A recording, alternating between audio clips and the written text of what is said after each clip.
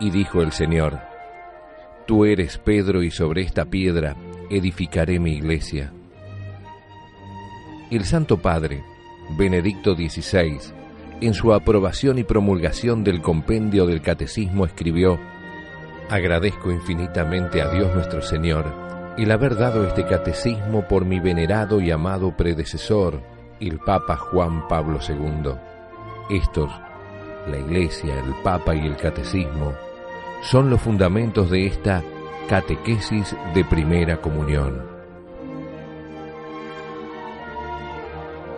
En el nombre del Padre, y del Hijo, y del Espíritu Santo. Amén. Ave María Purísima, sin pecado concebida. Queridos amigos de los estudios del Colegio Marín, para el canal, para la señal Santa María, el canal de la vida, aquí el Padre Juan María Gallardo los invita a esta propuesta, que es un curso, unas lecciones dirigidas a los padres y catequistas de primera comunión. Es nuestro segundo programa. La vez pasada les contaba que la idea es hacer 40 programas en los cuales desarrollaremos nuestra historia sagrada, el Antiguo y el Nuevo Testamento, las enseñanzas del compendio del Catecismo de la Iglesia Católica, y también iremos hablando sobre el misterio eucarístico, sobre el misterio de la Santa Misa, aprovechando la instrucción general para el misal romano. Quienes nos acompañaron la semana pasada la habrán conocido a Mónica, a quien ahora saludo y le doy la bienvenida. Mónica, ¿cómo estás, Padre Juan María? Un gusto a todos. Saludos. Muchas gracias por tu presencia. Con Mónica ya desde hace años trabajamos juntos.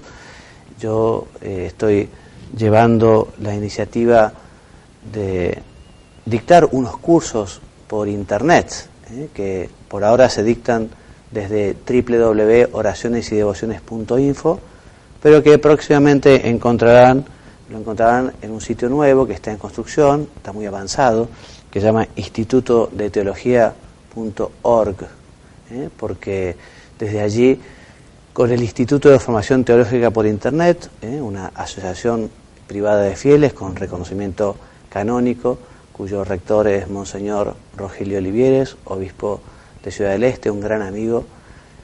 Yo también como director, junto con otras personas que me ayudan, y Mónica como la secretaria ejecutiva, ella la secretaria académica del instituto. Y en estos años se han anotado muchas personas para estudiar estos cursos. Hoy son 13.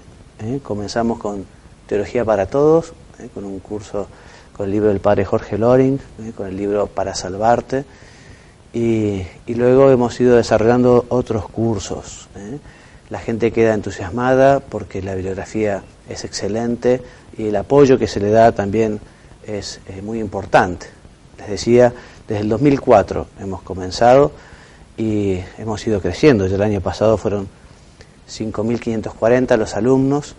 Ahora hay una propuesta de un sitio llamado encuentra.com, que tiene su sitio, nuevos cursos, aprovechar una modalidad con una plataforma educativa que se llama Moodle. En fin, vamos a ir viendo, pero los caminos del Señor realmente son muy interesantes, y estas nuevas tecnologías que se nos ofrecen para llevar el Evangelio son herramientas realmente muy buenas, muy oportunas, que sirven para que efectivamente las personas puedan conocer más a nuestro Señor. Y vamos a comenzar, como la semana pasada, comenzaremos con la historia sagrada. Quienes estuvieron la semana pasada recordarán que hablamos justamente de la creación. Y hoy vamos a hablar de la batalla de los ángeles, esa batalla que se desarrolló porque algunos ángeles no fueron fieles a Dios, sino que se rebelaron. Y vamos a comenzar leyendo, vamos a leer un párrafo cada uno, si te parece, Mónica. Perfecto. Dice: los ángeles son espíritus puros, no tienen cuerpo como nosotros, y poseen una enorme inteligencia.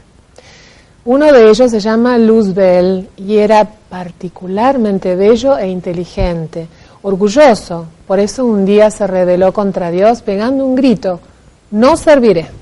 Muchos ángeles se unieron a él contra Dios. Pero el arcángel San Miguel revoleó su espada y le retrucó a Luzbel: ¿quién como Dios? Y una cantidad grande de ángeles se puso a sus órdenes para enfrentar la revolución. La batalla fue terrible. Retemblaba el cielo por el ruido que hacían al chocar lanzas, sables y facones. Venció San Miguel y los suyos y expulsaron del paraíso a Luzbel y a los demás ángeles amotinados, que se transformaron en diablos o demonios. Luzbel pasó a llamarse Lucifer, Satanás o Mandinga. Los diablos odian a Dios y están en el infierno, metidos en el fuego, saliendo de allí para tentar a los hombres, impulsándolos a pecar para que no vayan al cielo de donde ellos fueron arrojados. Y el objetivo será destacar que la misión de los hombres es servir, cumpliendo cada cual la voluntad de Dios a su respecto. Muy bien. Y la realidad del pecado es muy triste. Esta realidad existió primero en los ángeles, estas criaturas espirituales, no tienen cuerpo como nosotros, se los representan con alas, pero son puro espíritu. Fueron creados por Dios, fueron creados para gloria de Dios, como toda la creación, pero tristemente se rebelaron, quisieron ser como Dios, y después ya veremos, aunque seguramente todos ustedes, padres y catequistas, conocen la historia, los ángeles, el demonio tentó a Adán, tentó a Eva, primero a Eva, luego a Adán, y así consiguieron también alejar al hombre de Dios. También podemos destacar que Dios ha querido que cada uno de nosotros tengamos un ángel guardián, un ángel custodio, un ángel que nos cuide, nos proteja, del cual vamos a hablar un poquito más adelante también, porque es uno de los temas que veremos del compendio del Catecismo de la Iglesia. Y hoy las verdades del compendio que desarrollaremos son el número 59 a 61 y el 73 y 74, que obviamente tienen que ver justamente con la angelología o con la cuestión sobre los ángeles. Recordemos que el Génesis nos dice: en el principio creó Dios el cielo y la tierra. Dios es el creador de todas las cosas, de las cosas visibles, de las cosas invisibles, de todos los seres, los espirituales y los materiales, de los ángeles y del mundo visible, y en particular del hombre, tal como lo veíamos la semana pasada. ¿Qué son los ángeles, Mónica? Los ángeles son criaturas puramente espirituales, incorpóreas, invisibles e inmortales. Son seres personales dotados de inteligencia y voluntad. Los ángeles, contemplando cara a cara incesantemente a Dios, lo glorifican, lo sirven y son sus mensajeros. Eso quiere decir justamente la palabra ángel, mensajero. Los ángeles fueron mensajeros de Dios. El mensaje más importante que se trajo al mundo lo trajo el arcángel Gabriel y se lo trajo a la Virgen Santísima cuando le comunicó que ella era la Virgen en la que había pensado Dios desde la eternidad para ser la madre del Salvador, la madre del Creador. Los demonios también son ángeles y son muy inteligentes. Ellos no pueden leer nuestro entendimiento, pero nos ven actuar y como son muy inteligentes también saben por dónde tentarnos. Por eso cuando se trata de la tentación, que quizá no necesariamente sea de un demonio, porque a veces nuestra propia naturaleza caída o nuestra propia debilidad es la que nos lleva, digamos, a la tentación. Pero detrás de toda tentación de alguna manera hay algún espíritu. Entonces, ¿qué es lo que tenemos que hacer? Y no dialogar con la tentación, rechazarla enseguida. El cura de Ars, San Juan María Beney, en este año sacerdotal, lo recordamos, decía que el demonio era como un perro malísimo, tremendo, pero que estaba atado. O sea que si uno no se acercaba, no corría peligro. Por eso, respecto de la tentación, vale la pena rechazarla. También un consejo muy bueno es, por ejemplo, el uso del agua bendita. Ustedes saben, padres y catequistas, que el demonio, los demonios aborrecen y rechazan el agua bendita. Por eso es tan oportuno tenerla en nuestras casas, para rociar a los enfermos o para antes de dormir por la noche, y hacerse la señal de la cruz, así alejamos los malos espíritus. La Iglesia se une a los ángeles para adorar a Dios. Y así invoca la asistencia de los ángeles y celebra litúrgicamente la memoria de algunos de ellos. Cada fiel, les decíamos recién, tiene a su lado un ángel como protector y pastor para conducirlo a la vida. Y es muy bueno que nosotros aprovechemos este momento mismo para darle gracias a nuestro ángel custodio o a nuestro ángel de la guarda por sus muchos cuidados. Muchos los conocemos, otros no, y Él estará muy contento que nos acordemos de Él, porque a veces suele pasar que muchas personas lo tienen un poco olvidado a su ángel de la guarda. Todo un ángel que Dios ha puesto para acompañarnos, para cuidarnos. Quizá incluso a los chicos le pueden enseñar a ponerle un nombre al ángel de la guarda, llamarlo por el nombre y pedirle su protección, su cuidado, su auxilio, pedirle cosas importantes y pedirle cosas chicas también, porque al ángel de la guarda le gusta ayudarnos en todo. Así que agradecemos ahora a los ángeles de la guarda de todos los que nos ven y nos escuchan por esa labor extraordinaria que hacen y por toda la ayuda que nos prestan. Y por último, Mónica, la caída de los ángeles indica que Satanás y los otros demonios se transformaron en malvados porque rechazaron a Dios y a su reino mediante una libre e irrevocable elección, dando así origen al infierno.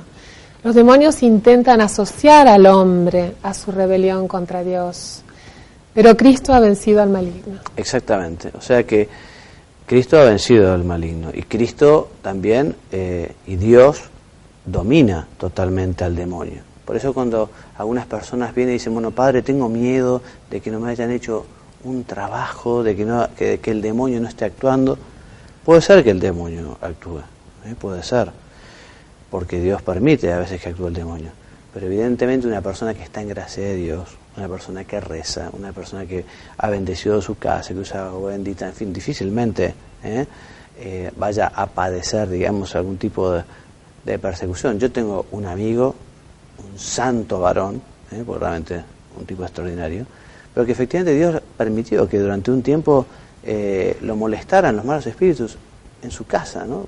Fue tremendo, realmente los disgustos que pasó hasta que efectivamente hicieron una especialísima bendición, prácticamente fue un exorcismo, bueno, y consiguieron de alguna manera liberarlo. ¿Por qué a veces Dios lo permite?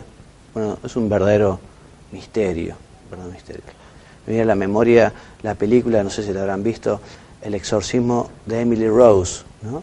En la cual una niña muy buena y muy santita padeció nada más ni nada menos que la posesión diabólica. Dios le pidió, ¿no?, algo tan extraordinario como esto para recordar a los hombres que existe la vida espiritual y existe el demonio, pero que existe Dios sobre todo.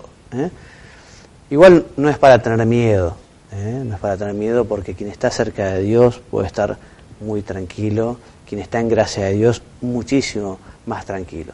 Pero esta es una realidad, existen los demonios, existe el infierno, que no es que Dios mande a alguien al infierno, las personas se van al infierno por su propia voluntad. Dios es un buen pastor y Dios está buscando a las ovejas continuamente, pero si la oveja no quiere ir al redil, si la oveja no quiere arrepentirse, en fin, el infierno es una elección tanto de los demonios, de los ángeles que se pervirtieron, como del hombre.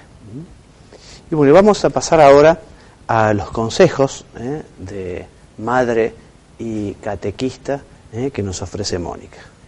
En pocas palabras, un poquito la semana pasada y hace un ratito, Padre Juan María, vos estabas diciendo que el Espíritu Santo, bueno, que Dios está siempre asistiéndonos, y es verdad, está todo el tiempo acompañándonos, y cualquier cosa que necesitemos, tengan por seguro que lo van a tener siempre y cuando sirva para la catequesis de lo que estamos hablando.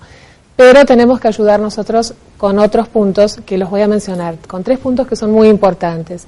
Uno, bueno, tener confianza plena en Dios.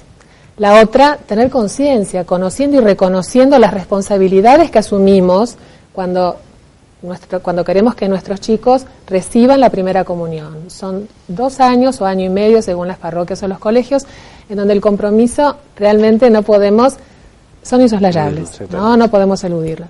Y el tema de la oración que aunque nuestros chicos no estén preparándose para la primera comunión, necesitamos tener diversos momentos de oración a lo largo del día. Al ratito nos lo hacemos. No necesariamente, si podemos, mejor ir a la iglesia o tenemos tranquilidad en casa y lo podemos hacer, o en la oficina, pero también mientras vamos de un camino al otro, podemos hacernos el ratito y rezar, ¿no? Todo eso va a servir, estos 3 puntos, para disfrutar intensamente de la catequesis familiar. Y dije disfrutar porque la catequesis familiar es vivencial y realmente uno lo puede disfrutar verdaderamente y a pleno. Les traigo el número 81 del documento Juntos para una Evangelización Permanente, que dice acerca de la catequesis familiar, que es el método por el que toda la familia participa de la preparación de los niños a la primera comunión. Muy bien. Y hablabas, Padre Juan María, de la importancia de la misa.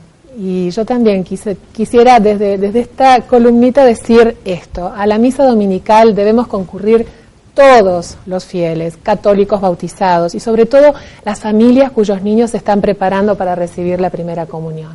Saben, es muy lindo que por lo general hay una interacción muy especial entre los catequistas de primero y segundo año y los chicos de primero y segundo año. Eso los hace sentir realmente como peces en el agua. Y los padres disfrutamos mucho también porque podemos participar de la celebración de distintas maneras. Algunos papis leyendo, otros pasando la canastita, en fin. Pero disfrútenlo. Y la última de las plaquitas, decimos que la catequesis es evangelizadora. ¿Por qué? Porque procura en todo momento despertar, alimentar y hacer crecer la fe y el compromiso cristiano, tanto de padres como de hijos y de catequistas, de papis en primer lugar, porque vamos a ser sinceros, muchos recibimos catequesis, algunos no, allá a lo lejos en el tiempo, y la iglesia es dinámica como la vida, y realmente tenemos que ayornarnos, y lo van a disfrutar mucho. Por lo tanto, habrá que evitar que los temas queden en una mera discusión o ilustración teórica. No debe quedar en el encuentro de catequistas o en el encuentro de mamis y papis catequistas, ni tampoco en la ficha que después le van a dar al nene para que complete y la comparta con los niños en el encuentro de catequesis con la seño, con la catequista. Muy bien. Por ahora nada más. Bueno, y continuamos hablando de la misa, aprovechando la instrucción general del misal romano, y vamos a hablar un poquito ahora de la estructura de la misa. Antes diremos que en la celebración de la misa, en la cual se perpetúa el sacrificio de la cruz, es el mismo sacrificio de la cruz que se realiza de un modo incruento, nos retrotraemos en la historia, estamos presentes allí junto al Calvario, junto a Jesús, junto a su cruz, con la Virgen, San Juan y las santas mujeres. Entonces, en la celebración, Cristo está realmente presente en la persona del ministro, presente en su palabra y presente y sustancialmente bajo las especies eucarísticas, en la Eucaristía, en la comunión, en el pan y en el vino. La misa, entonces, consta de 2 partes, 2 principales partes, la liturgia de la palabra y la liturgia eucarística, ambas unidas íntimamente y constituyen un solo acto de culto. También hay unos ritos que la inician, los ritos iniciales, y unos ritos conclusivos. Y el centro de estas 2 partes de la misa es la consagración, donde se realiza la transubstanciación, donde deja de haber pan y deja de haber vino para convertirse en el cuerpo y sangre de nuestro Señor. Y hablando un poquito, comenzamos a hablar de los elementos de la misa y en primer lugar de la lectura de la palabra de Dios y su explicación. Mónica. Cuando en la iglesia se leen las Sagradas Escrituras, Dios habla a su pueblo y Cristo anuncia el Evangelio. Por eso las lecturas deben ser escuchadas con veneración. Su comprensión y eficacia es favorecida con una explicación viva en la homilía, que es parte de la acción litúrgica. Nosotros tenemos que escuchar las lecturas, la Sagrada Escritura, como si fueran cartas que nos envía Dios a los hombres. Así lo dice San Agustín. Y es importantísimo que los sacerdotes, que los presbíteros, aprovechen la homilía justamente para poder explicar cómo vivir esa palabra de Dios aquí y ahora en la situación que se encuentran los fieles en ese momento. Algunas oraciones y partes que corresponden al sacerdote. Entonces, a continuación están las oraciones, es decir, la primera oración es la oración colecta, que es una oración característica de la fiesta de ese día, sea un domingo, sea la fiesta de un santo, sea la colecta, es la oración que caracteriza la misa que se está rezando, al igual que la oración sobre las ofrendas y la poscomunión o la oración después de la comunión. También el sacerdote, además de decir estas oraciones, puede él dar algunas moniciones, o sea, con unas pocas palabras introducir a los fieles en la celebración, ya vamos a decir ahora en qué momentos, ¿no? Pero es como para poder explicar un poquito qué es lo que se va a decir en ese momento. Entonces compete al sacerdote que preside proclamar la palabra de Dios e impartir la bendición final. Entonces, les decía, está permitido introducir a los fieles con brevísimas palabras en la misa del día y después del saludo inicial. Ya ustedes lo recordarán, ¿no? Lo bueno de esto es que uno lo que ya lo sabe, al verlo por escrito, lo recuerda, ¿no? ¿Cuántas veces uno asiste a misa y el sacerdote, después de hacer la Santa de la Cruz, después de haber leído la oración introductoria, hace una breve monición explicando qué misa se celebra ese día o qué santo se celebra ese día, ¿no? Entonces así prepara a las personas a participar de la misa. También lo puedo hacer antes del rito penitencial, en la liturgia de la palabra, antes de las lecturas, en la plegaria eucarística, antes del prefacio, pero nunca dentro de la plegaria eucarística. También lo podrá hacer el sacerdote al concluir toda la acción sagrada y antes de la despedida. Estas son las moniciones. ¿Cómo pronunciará el sacerdote estas oraciones? Bueno, las pronunciará en voz alta, con voz clara, para que todos puedan escuchar, para que todos puedan seguir la misa con atención. Para poder cumplir su ministerio con mayor atención y piedad, en secreto reza las oraciones que se proponen antes de la lectura del Evangelio, el Munda Cormeum, limpia Señor mi corazón, que reza el sacerdote antes del Evangelio, que este domingo, después de la celebración de la misa, cuando salí a saludar a las personas, vino un niñito con su mamá y su mamá me dijo: padre, acá mi hijo tiene que hacerle una pregunta, y traía un papel. Es que le habían pedido en la catequesis justamente que preguntara a un sacerdote cuál era la oración que rezaba antes de leer el Evangelio. Entonces allí se la dije. Qué bonito. Entonces el sacerdote diría esta oración antes de la lectura del Evangelio, también en la preparación de las ofrendas y también antes y después de su comunión, antes de la comunión del sacerdote. Y así terminamos este bloque, todos los programas, vamos a hablar de la Santa Misa. La semana pasada hablamos de la oración del Señor de la Cruz y del Padre Nuestro, para que invitaran a los hijos, los catequistas, a empezar a aprenderlos. Hoy les vamos a hablar del Gloria. Mónica. El Gloria se recitaba ya en los primeros siglos del cristianismo, acaso basado en el mandato de Cristo, bautizada en el nombre del Padre y del Hijo y del Espíritu Santo. Fue fórmula de profesión de fe contra las herejías de Arrio, quien negaba la divinidad del Hijo, y de Macedonio, quien negaba la divinidad del Espíritu Santo. O sea que podemos pensar que cuando estamos rezando el Gloria, estamos uniéndonos a los primeros cristianos que ya rezaban piadosamente esta oración. Y también vamos a comentar mínimamente la oración del Ave María. Mónica. Es la oración por excelencia, compuesta por las palabras del ángel a María en la Anunciación y por las de su prima Isabel en la Visitación. Posteriormente se añade la súplica del pueblo cristiano. No tiene autor, es el sentir del pueblo cristiano cuando reza a la Virgen María. Muy bien, y aquí les dejamos las tareas a los padres y catequistas para sus niños. Gracias por habernos acompañado. Me voy a despedir con una bendición, tal como me pidieron al final del programa anterior. Queridos hermanos, que Dios los bendiga y los haga muy santos. Amén. Amén. Hasta la semana que viene, si Dios quiere. Y dijo el Señor: Tú eres Pedro, y sobre esta piedra edificaré mi iglesia. El Santo Padre, Benedicto XVI, en su aprobación y promulgación del compendio del Catecismo escribió: Agradezco infinitamente a Dios nuestro Señor el haber dado este catecismo por mi venerado y amado predecesor, el Papa Juan Pablo II. Estos, la Iglesia, el Papa y el Catecismo, son los fundamentos de esta catequesis de primera comunión.